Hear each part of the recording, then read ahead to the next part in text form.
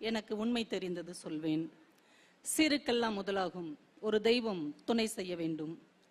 4வது புத்தகத் திருவிழாவை மிகுந்த சீரோடும் சிறப்போடும் நடத்தி கொண்டிருக்கிற விருதுநகர் மாவட்டத்தை சார்ந்த ஆன்றோர்களே, சான்றோர்களே, இந்த சிறப்பான நிகழ்வுக்கு வரவேற்புரை வழங்கியிருக்கிற திட்ட அலுவலர் திருமதி ராஜேஸ்வரி அவர்களே, முன்னிலை வகித்துக் கொண்டிருக்கிற மாநகராட்சி ஆணையாளர் திரு சரவணன் அவர்களே, தலைமையுரை ஏற்றிருக்கிற மண்டல இயக்குனர் மதிப்பிற்குரிய திருமதி விஜயலட்சுமி மேடம் அவர்களே, மிக சிறப்பாக இந்த மேடையிலே கல்வி சிந்தனை கதைகளை ஒரு விதைகளாக பதிவிட்டு அமர்ந்திருக்கிற இனிய தோழர் எழுத்தாளர் மணிமாறன் அவர்களே, பண்பாட்டு அறிவை பற்றி பதியமிட வந்திருக்கிற என் அன்பு சகோதரர் கவிஞர் கண்மணி ராசா அவர்களே, நன்றியுரை நவில இருக்கிற மாவட்ட சமூக நல அலுவலர் திருமதி திலகம் அவர்களே, இந்த மேடையிலே தன்னுடைய குன்றி மணிகளை பாசி மணிகளாக கோர்த்து முதல் கவிதை தொகுப்பை வெற்றிகரமாக இந்த மேடையிலே வெளியிட்டிருக்கிற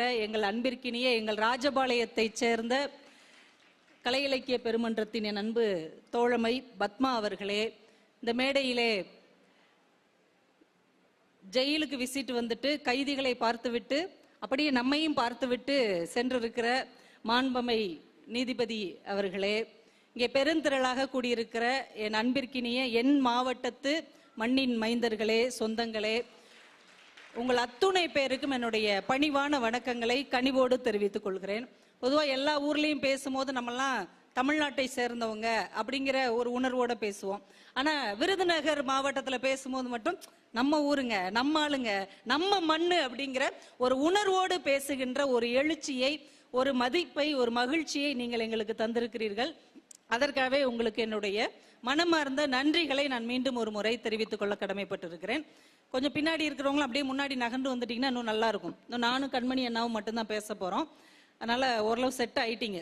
ஏன்னா இப்பதான் முதல் வருடம் தொடங்கின மாதிரி இருக்கு. மேடம் கூட சொன்னாங்க, இப்பதானே மேடம் நம்ம பேசின மாதிரி இருக்கு, அதுக்குள்ள 4வது வருடம் வந்துருச்சு அப்படின்னு.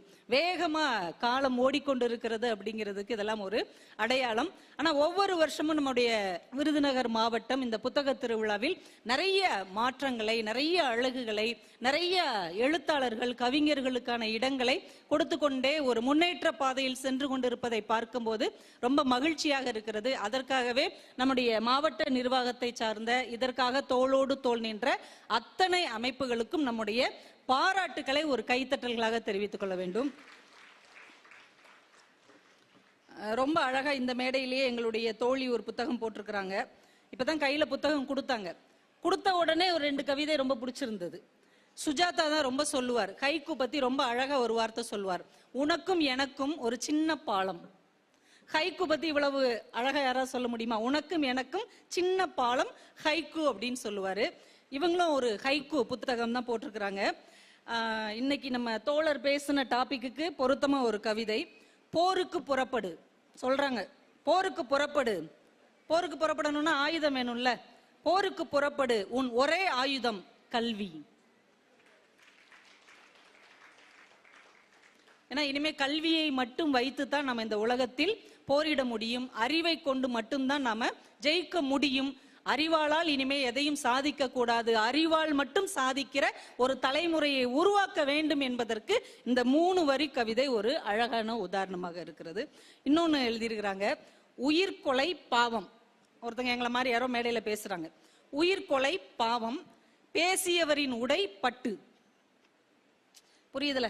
பட்டு பட்டுப்புழுவை கொன்னு, பட்டுப்பூச்சியை கொன்னு அதுல செஞ்ச பட்டு சேலையை கட்டிக்கிட்டு அவங்க இது பட்டு சேலை இல்ல, பதட்டமாயிராதீங்கன்னா நீ இதே பேசுறியா அப்படி. உயிர்கொலை பாவம், பேசியவரின் உடை பட்டு. இன்னைக்கு நம்ம வாழ்க்கையே நிறைய முரண்களோட தான் இயங்கி கொண்டிருக்கு, பார்த்திருக்கீங்களா? முரண்களால ஆன ஒரு வாழ்க்கையில தான் நாம இன்னைக்கு வாழ்ந்துட்டே இருக்கிறோம். நீங்க சமீபத்துல கூட நம்ம சரஸ்வதி பூஜை எல்லாம் கொண்டாடணும், ஆயுத பூஜை எல்லாம் கொண்டாடணும்.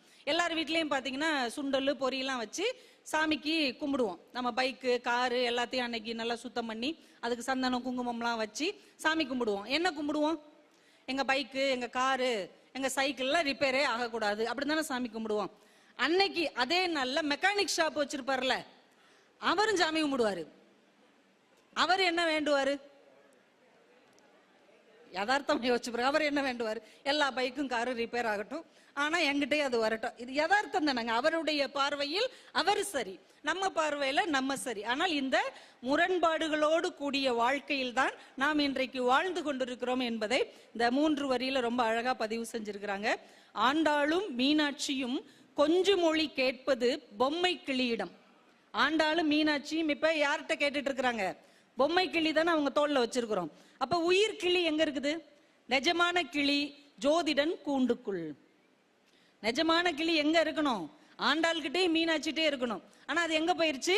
கூண்டுக்குள்ள போயிடுச்சு. கூண்டுக்குள்ள இருக்க வேண்டிய பொம்மை கிளி ஆண்டாள்கிட்டையும் மீனாட்சிட்டையும் வந்துருச்சு. இன்னைக்கு இப்படிப்பட்ட சூழலில் நாம் வாழ்ந்து கொண்டிருக்கிறோம் என்பதை ரொம்ப அழகா 2 நிமிஷத்துல படிக்கும் போதே இவ்வளவு அழகான குன்றி மணிகள் இதிலே தேறி இருக்கிறது. பத்மா அவர்களுக்கு ஒரு பெரிய வாழ்த்துக்களை. இன்னும் நிறைய கவிதைகள் அவங்க மூலமா நம்ம விருதுநகர் மாவட்டத்துக்கான பெருமையாக வந்து சேர வேண்டும் என்று வாழ்த்தி, இன்னைக்கு எனக்கு கொடுக்கப்பட்டிருக்கிற அல்லது நான் கொடுத்திருக்கிற தலைப்பு என்ன அப்படின்னா, இருள் இனிது ஒளி இனிது. இது பாரதியாருடைய வார்த்தை. ஆனா பாரதியாருடைய வார்த்தைக்காக நான் இந்த தலைப்பை கொடுக்கல. இதே தலைப்புல நம்முடைய எஸ்ரா அவர்கள் ஒரு புத்தகம் எழுதி இருக்கிறார். எஸ்ரானா யாரும் தெரியும் தானே? எஸ் ராமகிருஷ்ணன் நம்முடைய மாவட்டத்தை சேர்ந்த மிகச்சிறந்த எழுத்தாளர். இந்தியாவினுடைய தமிழ்நாட்டினுடைய எந்த ஒரு எழுத்தாளரோடையும் ஒப்பிடக்கூடிய, அதில் ஒருபடி உயர்ந்து நிற்கக்கூடிய ஒரு சிறந்த எழுத்தாளர் நமக்கு கிடைத்திருக்கிறார் அப்படின்னா அதுல ஒருத்தர் நம்முடைய எஸ் ராமகிருஷ்ணன் அவர்கள். அவருடைய புத்தகத்தின் தலைப்பை தான் நான் என்னுடைய இன்றைய பேச்சின் தலைப்பாகவே நான் இங்க கொடுத்திருக்கிறேன். நம்ம மல்லாங்கணறு தான் அவருடைய ஊர். இங்க இருக்கிற மல்லாங்கணர்ல ஏப்ரல் 13, 1966 பிறந்தவர். இன்னைக்கு உலகமே கொண்டாடக்கூடிய நிறைய இலக்கியங்களை, தமிழ்நாட்டின் சிறப்பை கொண்டாடக்கூடிய ஒரு சிறந்த எழுத்தாளராக இருக்கிறார். அவர் எழுதல புத்தகத்திலிருந்து சில விஷயங்களை உங்களோட பகிர்ந்துக்கணும் அப்படின்னு நான் ஆசைப்படுறேன். மற்ற ஊர்களில் பேசும்போது எல்லா எழுத்தாளர்களையும் நம்ம பேசுவோம். நம்ம ஊர்ல பேசும்போது நம்ம எழுத்தாளர்களை மட்டுமே பேசுவோமே அப்படின்னு ஒரு சின்ன ஆசை தான். இன்னைக்கு நிறைய பேர் குழந்தைகளை எல்லாம் அழைச்சிட்டு வந்திருந்தாங்க. அது பாக்குறதுக்கு ரொம்ப மகிழ்ச்சியா இருந்தது. இது ஒரு அழகான மாற்றம். இதுக்கு முன்னாடி எல்லாம் பெரியவங்களாம் வருவாங்க, சும்மா பார்ப்போம், பொழுது போச்சுன்னா இருப்போம், இல்லைன்னா அப்படியே கிளம்புவோம் அப்படின்னு ஒரு மனநிலையோட வருவாங்க. இப்ப நிறைய குழந்தைகளை கையில் அழைத்து கொண்டு அவங்களுக்கான சின்ன சின்ன புத்தகங்கள் வாங்கி கொடுத்து கொண்டு போகிற பெற்றோர்களை பார்க்கும்போது இந்த மாற்றம் உண்மையிலே மனசுக்கு மகிழ்ச்சியாக இருக்கிறது. ஏன்னா குழந்தைகளுடைய உலகம் இருக்கு இல்லையா, அது ரொம்ப வித்தியாசமான உலகம். குழந்தைகளை புரிந்து கொள்வது என்பதே ஒரு பெரிய PhD படிக்கிற மாதிரி. குழந்தைகளுடைய மனநிலையை அவ்வளவு எளிதாக நம்ம புரிந்து கொள்ளவே முடியாது. எங்க ராஜபாளையத்தை சேர்ந்த ஒரு கவிஞர் ஒரு கவிதை எழுதியிருக்கிறார். பொதுவா நம்ம வீடு பேரு அப்படின்னா என்ன? நம்ம இறந்து முக்தி அடைகிறது தான் வீடு பேருன்னு நினைப்போம்.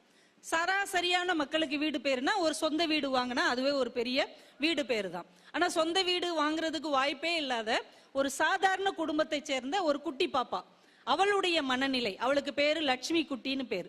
அவளுடைய மனநிலையை அந்த கவிஞர் கவிதையா வடிச்சிருக்கிறார்.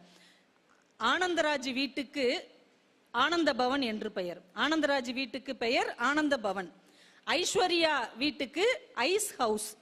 மணிகண்டன் வீட்டிற்கு மணிஸ் இல்லம். நம்ம வீட்டுக்கு ஏம்பா என் பெயர் இல்லை என கேட்கிறாள் லட்சுமி குட்டி. ஒவ்வொரு பிள்ளைங்க பேர்லயும் அவங்கவுங்க வீடு இருக்கு. இந்த பிள்ளை பேர்ல அவங்க வீடு இல்லை. ஏன்? இது வாடகை வீடு. இப்ப அந்த தகப்பன் நினைக்கிறார், இனி அடுத்த முறை வீடு தேடும் போது அவள் பெயருள்ள வீடாக தேட வேண்டும். வேற என்னங்க செய்ய முடியும்?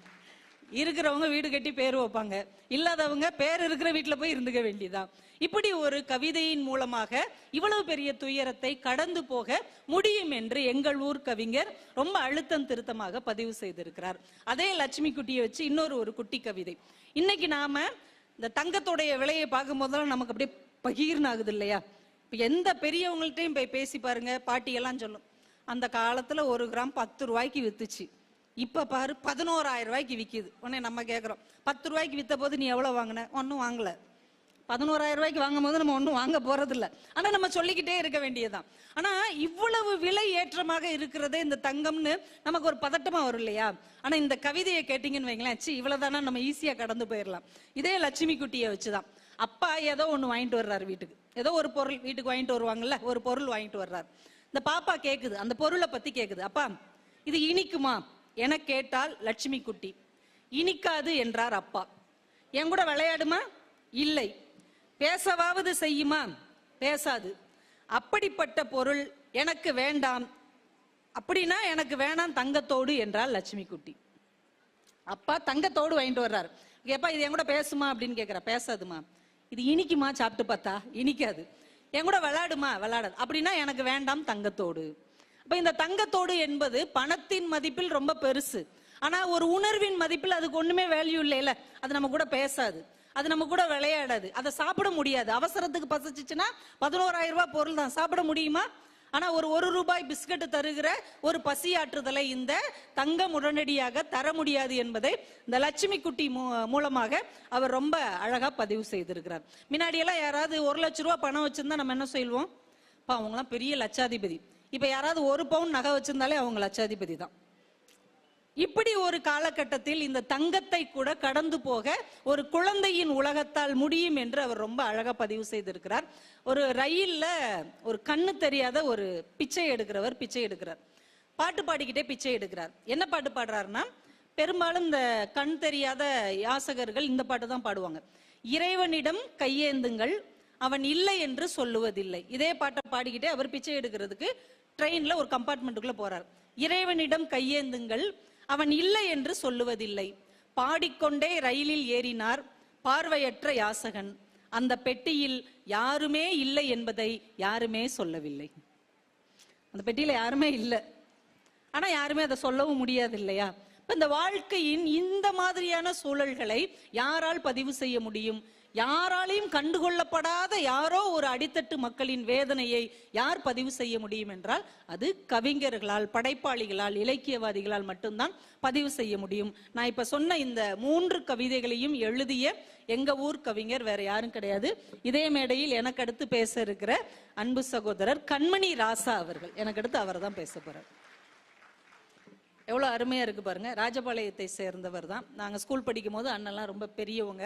எங்களை எல்லாம் கைப்பிடித்து அழைத்து வந்ததில் அவங்களுக்குலாம் நிறைய பங்கு இருக்கிறது. எங்க ராஜபாளையம் கலை இலக்கிய பெருமன்றத்திலேயே இன்னொரு கவிஞர் இருக்கிறார். 2 நாளைக்கு முன்னாடி அவர் புத்தகம் வெளியானது. அவர் எழுதின ஒரு கவிதை எனக்கு ரொம்ப பிடிச்சது. சில நேரங்கள்லாம் பார்த்தீங்கன்னா நம்ம எல்லாமே முடிஞ்சு போச்சுன்னு நினைப்போம். இதுக்கு மேல ஒண்ணுமே பண்ண முடியாதுங்க, அவ்வளவுதான், எல்லாம் சோழி முடிஞ்சு அப்படின்னு ரொம்ப துயரமா நிப்போம் இல்லையா?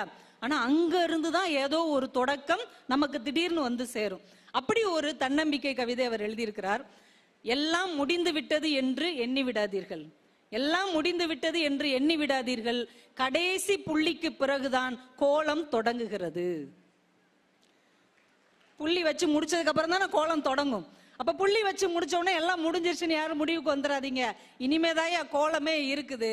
சினிமால ஒரு நடிகர் சொல்லுவார்ல, கண்ணா இதுவரைக்கும் நீ பார்த்தது வெறும் ட்ரெய்லர் தான், மெயின் பிக்சர் இனிமேதான் வருது. இதை அப்படியே கவிதையாக்கி பார்த்தால் எல்லாம் முடிந்து விட்டது என்று நினைத்து விடாதீர்கள், புள்ளி வைத்து முடித்த பிறகுதான் கோலம் தொடங்குகிறது என்றால் வாழ்க்கையில எது நடந்தாலும் முடிஞ்சிருச்சுன்னு நினைக்காதீங்க. இனிமேதாங்க எனக்கான தொடக்கம் இருக்கிறது என்கின்ற தன்னம்பிக்கையோட எழுந்து நில்லுங்கள், எதையும் ஜெயிக்க முடியும் என்கின்ற ஒரு அற்புதமான இந்த கவிதையை எழுதியவர் எங்க ஊரை சேர்ந்த கவிஞர் நாகா என்கின்ற ஒரு சிறந்த கவிஞர். அவருக்கு நீங்க ஒரு கைத்தட்டல் கொடுத்துடலாம். ஏன்னா நம்ம மண்ணில் நம்ம ஊர்க்காரங்களை பத்தி சொல்றதுன்னு நமக்கே ஒரு பெரிய பெருமை. இன்னைக்கு நம்ம மாவட்டத்தை சேர்ந்த நிறைய படைப்பாளிகள் வந்திருக்கிறாங்க. போன வருஷமும் நிறைய நம்ம மக்கள்கிட்ட இருக்கிற படைப்புகளை நான் சொன்னேன். நரேந்திரகுமார்னு எங்க ஊர்ல ஒரு எழுத்தாளர் இருக்கிறார். அவருடைய புத்தகம் கூட இன்னும் 2 நாள்ல வெளியிடுறாங்க. பூலித்தேவன் ஒரு புத்தகம் எழுதியிருக்கிறார். போன ஆண்டு அவர் ராஜபாளையம்னே ஒரு புத்தகம் எழுதினார். அதை இதே மேடையில நான் பதிவு செஞ்சேன். அதுல சொன்ன ஒரு 2 விஷயங்களை. 700 வருஷமா எங்க ராஜபாளையத்துல ஒரு மரம் இருக்குது. 700 வருஷமா ஒரு ஆப்பிரிக்க நாட்டு மரம், பாவோபாப் அப்படிங்கிற ஒரு மரம் இருக்கிறது. அது ஆப்பிரிக்கால இருந்து ஒரு இஸ்லாமிய சகோதரர் கொண்டு வந்து நட்டு வச்சுட்டு போயிருக்கிறார். 700 வருஷம் அது இன்னும் வாழ்ந்துட்டு இருக்குது. சின்மயா பள்ளி வளாகத்தில் இருக்கிறது. நான் இதை போற போக்குல சொல்லிட்டு போயிட்டேன், இதை யாரும் கவனிப்பாங்களா கவனிக்க மாட்டாங்களான்னு. ஆனா அதுக்கப்புறம் நிறைய பேர் அந்த இடத்துல இருந்து போட்டோ எடுத்து எனக்கே அனுப்புனாங்க. நீங்க சொன்ன மரம் இதுதான், ஆனா நீங்க சொன்ன மாதிரி இது முடங்கிய ரோட்ல இல்ல, இது தென்காசி ரோட்ல இருக்கிற சின்மயா பள்ளி வளாகத்தில் இருக்கிறதுன்னு எனக்கு அனுப்பி விட்டாங்க. அதுக்கப்புறம் நான் என் ஃப்ரெண்ட்ஸோட போய் நின்று அங்க போட்டோ எல்லாம் எடுத்துட்டு வந்தேன். அப்போ ஒரு புத்தக திருவிழாவில் சொல்லப்படுகிற ஒரு வார்த்தைக்கு இந்த மக்கள் எவ்வளவு பெரிய மதிப்பை கொடுக்கிறார்கள் என்பதை பார்க்கும்போது உண்மையிலே ரொம்ப மகிழ்ச்சியாக இருந்தது. போற போக்குல தானே சொல்றாங்க அப்படின்னு இல்லாம அதை போய் தேடி பார்த்து அங்க நின்று புகைப்படம் நிறைய பேர் எடுத்து அப்ப முகநூல்ல பதிவு செஞ்சாங்க. NT ராமாராவ் அவர்கள் கொஞ்ச காலம் கரிவளம் நல்லூர்ல வேலை பார்த்தாருன்னு அந்த புத்தகத்துல தான் இருந்தது.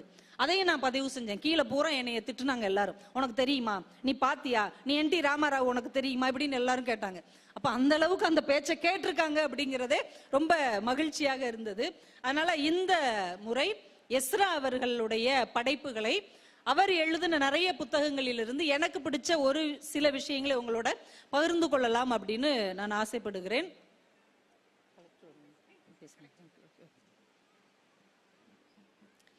பொதுவா நம்ம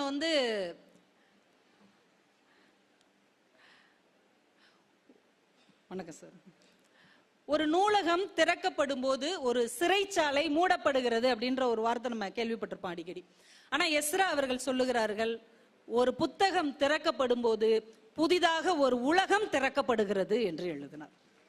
எவ்வளவு ஒரு அற்புதமான வார்த்தை இல்ல? ஒரு புத்தகம் திறக்கப்படும் போது ஒரு புதிய உலகம் திறக்கப்படுகிறது. அது வரைக்கும் நீங்க தெரிஞ்சுக்காத ஒரு விஷயத்தை, அது வரைக்கும் நாம் அறிந்து கொள்ளாத ஒரு புதிய விளக்கத்தை நாம் தெரிந்து கொள்ளும் போது நமக்குள்ளே ஒரு புதிய உலகம் பிறக்கிறது என்பதை ரொம்ப அழகாக ஒரு புத்தகத்தில் அவர் பதிவு செய்திருக்கிறார். எஸ்ரா அவர்களை பற்றி நம்ம ஒரு மேலோட்டமா ஒரு வரியில தெரிஞ்சுக்கணும். அடுத்த தலைமுறை பிள்ளைகள், நம்ம மாவட்டத்தில் பிறந்த ஒரு எழுத்தாளர் 100க்கும் மேற்பட்ட புத்தகங்கள் எழுதியிருக்கிறார். அவர் ஒரு புத்தகத்துக்கு சாகித்ய அகாடமி விருது வாங்கி இருக்கிறார். நிறைய நாவல்கள் எழுதியிருக்கிறார், குழந்தைகளுக்கான இலக்கியங்கள் எழுதியிருக்கிறார், நாடகங்கள் எழுதியிருக்கிறார், மொழிபெயர்ப்பு எழுதியிருக்கிறார். உலகத்தில் இருக்கிற மிகப்பெரிய எழுத்தாளர்களை எல்லாம் நம்ம தமிழுக்கு அறிமுகப்படுத்தி இருக்கிறார். அதனால எஸ்ராவுடைய புத்தகம் இங்க இருக்கும், அவருடைய தேசாந்திரி பதிப்பகமே இருக்கும். நீங்க புதிய விஷயங்களை ரொம்ப எளிமையா தெரிஞ்சுக்கணும்னு நினைச்சீங்க அப்படின்னா கண்டிப்பா எஸ் ராமகிருஷ்ணன் அவருடைய புத்தகத்தை வாங்கி படிங்க. அவருடைய நெடுங்குருதி அப்படின்னு ஒரு நாவல் இருக்கிறது. நீங்க அதை விருதுநகர் மாவட்டத்துக்காரங்களால மட்டும்தான் அதை படிக்கவே முடியும். ஏன்னா அந்த வெக்கை நிறைந்த வார்த்தைகளை ஜீரணிக்க நம்மளாலதான் முடியும். நீங்க அந்த நாவல் மட்டும் படிச்சுட்டு ஒரு வாரம் பாத்தீங்கன்னா அப்படியே ஒரு வெக்கையாவே இருக்கும். ஒரு ஒரு நெருக்கடியில இருக்கிற மாதிரியான ஒரு உணர்வை அந்த நாவல் நமக்கு தரும். யாமம் அப்படின்னு ஒரு நாவல் எழுதியிருக்கிறார். அது அத்தர் தயாரிக்கிற ஒரு குடும்பம் அந்த நாவல்ல இடையில வந்துட்டு போவாங்க. அந்த நாவல் படிச்சு முடிச்சதுக்கு அப்புறம் பாருங்க, நான் சொல்றது எல்லாமே சத்தியம்தான். ஒரு வாரத்துக்கு உங்க மேல ஒரு அத்தர் வாசனை அடிச்சுக்கிட்டே இருக்கும். நீங்க எந்த அத்தரை ஞாபகம் வச்சுக்கிட்டு அதை படிக்கிறீங்களோ, ரோஜா வாசனையை நீங்க நினைச்சுக்கிட்டு படிச்சீங்கன்னா அந்த வாசனை உங்களுக்குள்ள வந்துகிட்டே இருக்கும். சஞ்சாரம் அப்படிங்கிற ஒரு நாவல் இருக்குது. இந்த நாதஸ்வர கலைஞர்களுடைய வாழ்க்கையை அவ்வளவு பக்கத்தில் இருந்து பதிவு செய்திருப்பார். அதுக்கு தான் சாகித்ய அகாடமி அவருக்கு கிடைச்சது. நீங்க அதை படிச்சு முடிச்ச உடனே நமக்கு அது வரைக்கும் நாதஸ்வர இசை மேல ரொம்ப ஈடுபாடோ புரிதலோ இல்லை என்றாலும் கூட அதை படிச்சதுக்கு அப்புறம் ரொம்ப பக்கத்துல இருக்க மாதிரியான ஒரு உணர்வு வரும். நாதஸ்வர கலைஞர்களுடைய வாழ்க்கையை நாம் ரொம்ப தெளிவாக புரிந்து கொண்ட ஒரு உணர்வை அந்த நாவல் நமக்கு தரும். இடக்கை அப்படின்னு ஒரு நாவல் கடைசி அவருக்கு எழுதியிருந்தார்.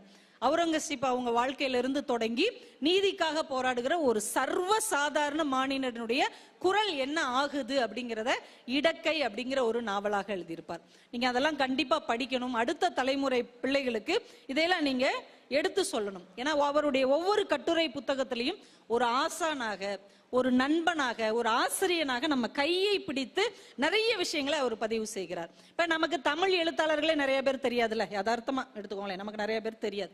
ரஷ்ய எழுத்தாளர்கள் நம்மளுக்கு எத்தனை பேர் தெரியும்? நான் புதுசா வாசிக்கிறவங்களுக்கு கேட்கிறேன், ரஷ்ய எழுத்தாளர் உங்களுக்கு தெரியுமா தம்பி? தெரியாது. ஆண்டன் செக்காவ் அப்படின்னு ஒரு எழுத்தாளர் இருக்கிறார். இவரை போய் நம்ம எங்க படிக்க முடியும்? படிக்க முடியாதுல்ல. ஆனா எஸ்ரா அவர்கள் ஆண்டன் செக்காவ் என்கின்ற அந்த அற்புதமான எழுத்தாளரை பற்றி நிறைய தன்னுடைய நாவல்களில், கதைகளில் பதிவு செய்து கொண்டே இருக்கிறார். 206 நூல்கள் ஆண்டன் செக்காவ் எழுதியிருக்கிறார். ரஷ்யாக்காரர். அவங்க வாழ்க்கை நீங்க பாருங்களேன். அவங்க முன்னோர்கள் எல்லாமே பண்ணையில அடிமையா இருந்தவங்க. ஆண்டன் செக்காவுடைய அப்பா ஒரு துறைமுகத்துல ஒரு பலசரக்கு கடை வச்சிருக்கிறார். நிறைய பிள்ளைங்க, நிறைய கடனாகி போயிருது. நைட்டோட நைட்டா ஊரை விட்டு மாஸ்கோவுக்கு போயிடலான்னு கிளம்புறாங்க. ஆனா கடன்காரங்க சுத்தி பிடிச்சிடுறாங்க. இப்ப என்ன பண்றாங்க, இவங்க அம்மா அப்பா இவரை அடமானம் வச்சுட்டு போயிடுறாங்க. ஆண்டன் செக்காவ் இருக்கிறாருல, இந்த எழுத்தாளர், வருங்காலத்துல எழுத்தாளர் ஆக போறாரு, அவரை அடமானம் வச்சுட்டு இவங்க போயிடுறாங்க. பிறகு சில வருடங்கள் கழிச்சுதான் இவரை மீட்டு எடுத்து திரும்ப கொண்டு போறாங்க மாஸ்கோல. அப்ப இவர் டாக்டருக்கு படிக்கிறதுக்கு ஒரு வாய்ப்பு கிடைக்குது. ஆண்டன் செக்காவ் டாக்டருக்கு படிக்கிறார். அவரு டாக்டருக்கு படிச்ச ஒரு எழுத்தாளர். ஆனா 3 ரூபிள் மட்டும்தான் எல்லாத்தையும் பணம் வாங்குறார். அதை ஒரு சேவையாகவே செய்கிறார். இன்னைக்கும் அப்படி வாழுகிற மனிதர்கள் நம்மிடையே வாழ்கிறார்கள். எங்க ராஜபாளையத்துல சமீபத்துல கோபாலகிருஷ்ணன் அப்படின்னு ஒரு மருத்துவர் மரணம் அடைந்தார். அவர் கடைசி வரைக்கும் 50 ரூபாய் தான் வாங்கிக்கிட்டு இருந்தார். 50 ரூபாய் டாக்டர் அப்படின்னா 5 ரூபாய் தான் ஆரம்பத்துல வாங்கிட்டு இருந்தார். அவர் இறக்கும்போது 50 ரூபாய் தான் வாங்கினாரு. ஒரு எளிய கட்டிடத்தில் சாமானிய மக்களின் மருத்துவராக கடைசி வரைக்கும் இருந்து அந்த மக்களுக்காகவே வாழ்ந்து மறைந்த ஒரு மருத்துவராக எங்க ஊரே கொண்டாடி தீர்த்துச்சு. அப்படி ஒரு மரணத்துக்கு ஒரு அரசியல்வாதி கிடையாது, அவர் மிகப்பெரிய செல்வந்தர் கிடையாது, நிறைய பேருக்கு தெரிந்த புகழ் பெற்றவர் கிடையாது. ஆனால் மக்களோடு மக்களாக வாழ்ந்த மருத்துவர் என்கின்ற ஒரே காரணத்துக்காக ஒட்டுமொத்த ராஜபாளையம் திரண்டு அவருடைய இறுதி ஊர்வலத்துக்கு வந்தார்கள் என்றால் அது ராஜபாளையத்தின் வரலாற்றிலே ஒரு பெரிய திருப்பு முனையாக இருந்தது.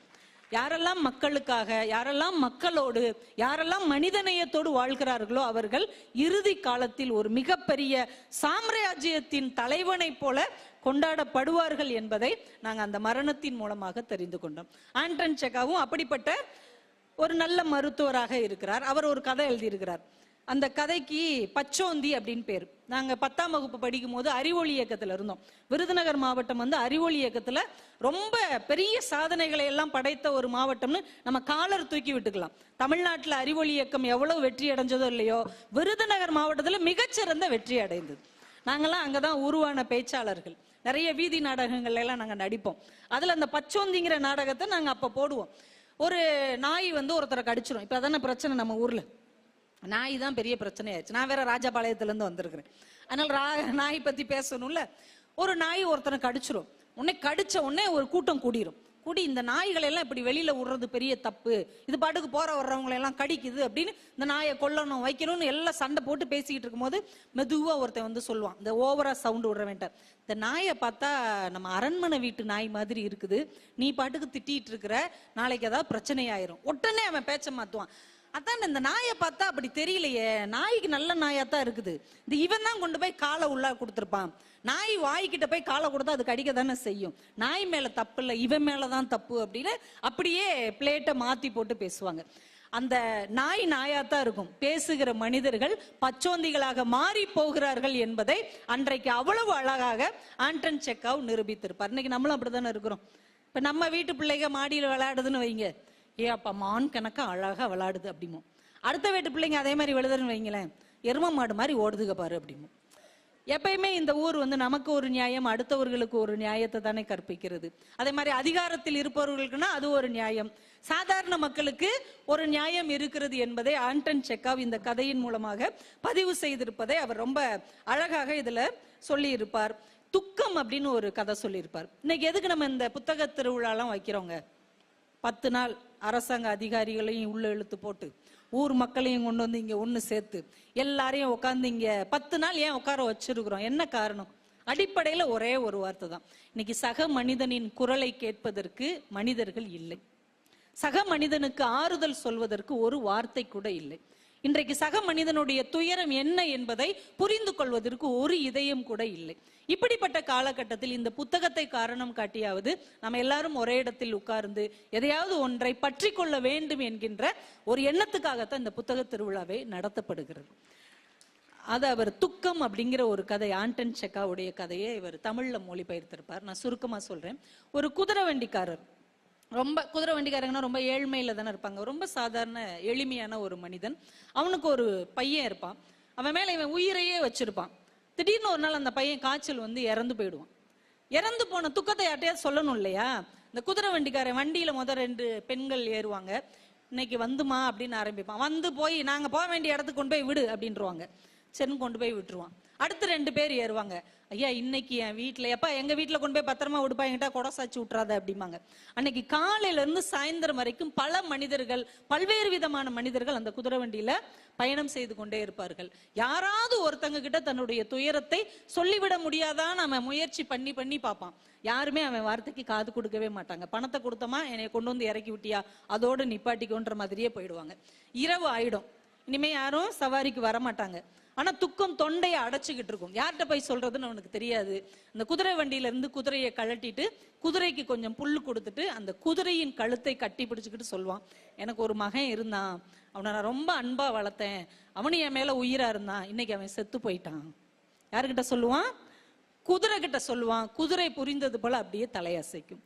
இன்னைக்கு ஒரு 5 அறிவு உயிரினம் ஒரு மனிதன் கிட்ட பேசுவது மாதிரி கூட 6 அறிவு உயிர்கள் பேச மறுக்கிறது என்பதை அன்றைக்கு ஆண்டன் செக்காவ் சொல்லியிருக்கிறார் என்பதை எஸ்ரா அவர்கள் இந்த கதையின் மூலமாக ரொம்ப பதிவு செய்திருப்பார். இன்னைக்கு நிறைய பேர் வளர்ப்பு பிராணிகள் வளர்க்குறாங்க, பார்த்துருக்கீங்களா?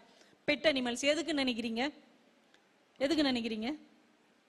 எந்த நாயும் நம்ம பேச்சை கேட்க மாட்டேங்குது, இந்த நாயாவது கேட்கட்டும் அப்படின்னு தான் இன்னைக்கு எல்லாருமே மனிதர்களை பார்ப்பதற்கும் பேசுவதற்கும் நேரம் ஒதுக்குவதற்கும் இன்னைக்கு யாருமே தயாராக இல்லை. அதனால இந்த அற்ப பிராணிகளாவது நம்ம கிட்ட அன்பாக இருக்கிறதே என்பதற்காகத்தான் இதையெல்லாம் செய்து கொண்டிருக்கிறார்கள்.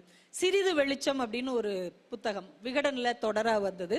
ரொம்ப அருமையான புத்தகம். உங்க யாருக்காவது நீங்க ஒரு நல்ல பொருள் கிஃப்ட் பண்ணணும்னு நினைச்சீங்கன்னு வைங்களேன், இந்த சிறிது வெளிச்சம்ங்கிற புத்தகத்தை வாங்கி கொடுங்க. அவ்வளவு புதிய வாசல்களை திறக்கக்கூடிய ஒரு புத்தகம். அதுல பொதுவா இப்ப வாசனை பத்தி நம்ம பேசணும்ல, ஒவ்வொருத்தருக்கும் ஒரு வாசனை பிடிக்கும் இல்லையா? நீங்க யோசிச்சு பாருங்களேன், உங்களுக்கு ரொம்ப பிடிச்ச ஒரு வாசனைய நீங்க அப்படியே நினைவு கூர்ந்து பாருங்க. நிறைய பேருக்கு சின்ன பிள்ளையில அம்மா அடிச்ச பவுடர் வாசனை ஞாபகம் வரும். அதுவும் நம்ம ஊர்ல எல்லாம் முன்னாடி ரெமி பவுடர்னு ஒண்ணு இருக்கும், ஞாபகம் இருக்கா? ஒரு பெரிய ஈய டப்பால நிறைய இருக்கும் பவுடர். ஆனா அந்த பவுடர் எப்படிதான் வாசனை குறையாம இருந்ததுன்னே தெரியல. அந்த ரெமி பவுடர் அடிச்ச உடனே அப்படியே மணந்து கிடக்கும். அப்பாக்கள் ஒரு பவுடர் யூஸ் பண்ணுவாங்க, குட்டி கூறான்னு ஒரு பவுடர். இந்த கர்ச்சிப்பை விரிச்சு அதுல அந்த பவுடர் அப்படி தெளிச்சு சுருட்டி அப்படி காலருக்கு பின்னாடி வச்சுக்கிட்டாருன்னா அப்பா எந்த ஊர் சுத்திட்டு வந்தாலும் வாசல்கிட்ட வரும்போது அப்பா வந்துட்டாரா அப்படின்னு அந்த வாசனையை அப்பாவை நம்ம கிட்ட கொண்டு வந்து காட்டி கொடுத்துரும். அம்மா பக்கத்துல வரும்போது பெரும்பாலும் ரசம் வாசனை அடிக்கும். அப்பதான் தாளிச்சு ஊத்திட்டு நம்மளை கூப்பிட வருவாங்க, தின்னு தொலைங்க அப்படின்னு நம்மளை தேடி வருவாங்க. அம்மா மேல ஒரு வாசனை அடிக்கும். பாட்டி மேல எப்பயுமே ஒரு வெத்தலை வாசனை அடிக்கும். நிறைய பாட்டி வெத்தலை போடுவாங்க. அந்த வெற்றிலை வாசனை எப்பயும் பாட்டி கிட்ட இருக்கும். நிறைய தாத்தாக்க கிட்ட திருநீர் வாசனை அடிக்கும்.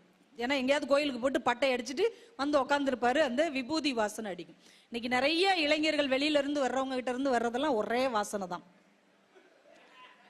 வாசனை ஒரே வாசனை. இப்ப அப்படி ஆயிடுச்சு. ஆனா பிடித்த வாசனைன்னு ஒவ்வொருத்தங்களுக்கும் ஒரு வாசனை இருக்கும் இல்லையா? இப்ப இந்த கதையில எலினார் அபோட் அப்படிங்கிற ஒரு அமெரிக்க பெண்மணி எழுதுன ஒரு குட்டி கதையை அவர் பதிவு செய்யறார். ஒவ்வொருத்தங்க கிட்டே கேட்கறாங்க, உங்களுக்கு பிடிச்ச வாசனை என்ன, உங்களுக்கு பிடிச்ச வாசனை என்ன. ஒரு பெண்மணி மட்டும் சொல்றாங்க, எனக்கு பிடிச்ச வாசனை விளையாட்டு வீரர்கள் அணிஞ்சிருப்பாங்க இல்லையா ஓடும்போது, அவங்க அணிஞ்சிருக்கிற அந்த கால் உறையில் இருக்கிற வேர்வை வாசனை எனக்கு பிடிக்குங்கிறாங்க.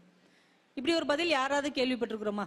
ஒரு ஷூ சாக்ஸ்ல இருக்கிற வேர்வை வாசனை பிடிக்கும் அப்படின்னு ஒரு பெண் சொல்றாங்க.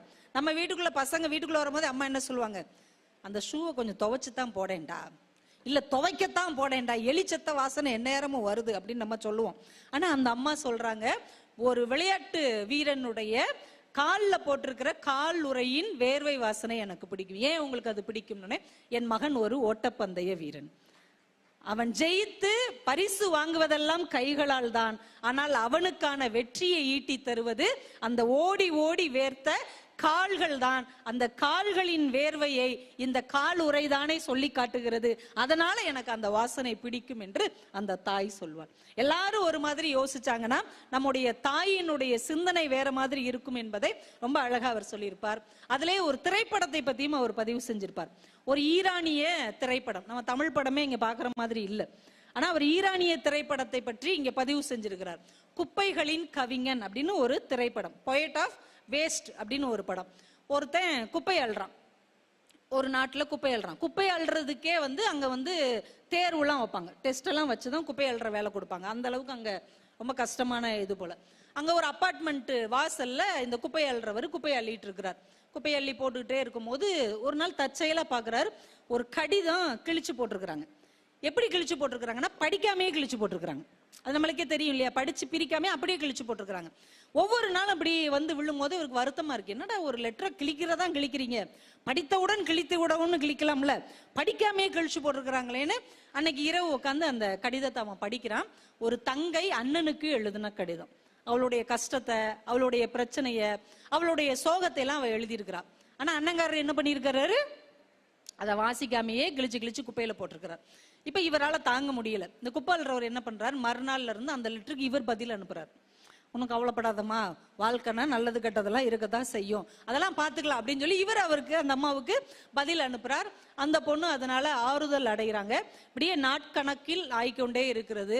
ஒரு நாள் அந்த பொண்ணுக்கு பணம் வேணும் அப்படிங்கிறதுக்காக இவங்க கஷ்டப்பட்டு சம்பாதிச்சு குப்பை அள்ளி சம்பாதிச்ச பணத்துல ஒரு பெரும்பகுதியை அந்த பொண்ணுக்கு இவரு ஒரு அண்ணனாக அனுப்பி வைக்கிறார். இவரை பார்க்கறதுக்காக அந்த பொண்ணு ஒரு நாள் வர்றாங்க. ஆனா நம்மளே குப்பை அள்ளுற ஒரு சாதாரண மனிதனா இருக்கிறோம். அவங்க நம்மளை பார்த்து என்ன செய்ய போறாங்கன்னு அந்த பொண்ணை பார்த்துக்கிட்டே அவர் பார்க்காத மாதிரி கடந்து போவதாக அந்த திரைப்படம் முடியும். இத எஸ்ரா அழகாக எழுதுகிறார். சொற்கள் என்பது விதை மாதிரி.